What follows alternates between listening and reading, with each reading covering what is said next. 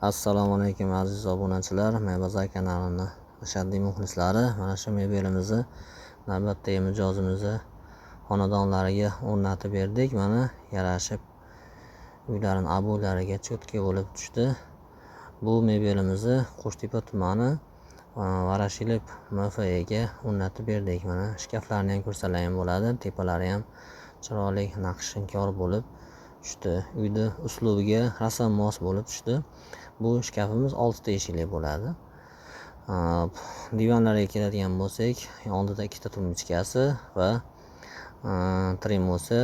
Yosh kattalarimiz ayniqsa tosh o'yna deydi. Mana bu narsa ayniqsa kerakli narsa hisoblanadi. Bez ruchka qilib, o'z ruchkasini o'zidan qilib ishladik. Tortmasi va 2 ta eshikdan iborat. Ichida, ichki qismida kiyimlar taklash uchun polkalari ham bor. Buni yopamiz. Mana tremosida kattagina tortma va o'rtasida kichkina 2 ta eshik. Haligi sondiq javonlarni javoniga o'xshagan stilda qilib ishlangan.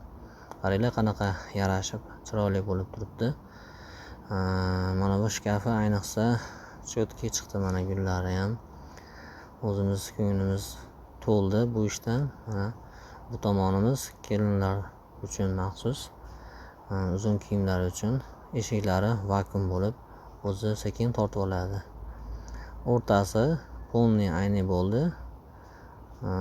Tepadan toki oyoqqacha ko'rinadigan bo'lib, ichlari polka.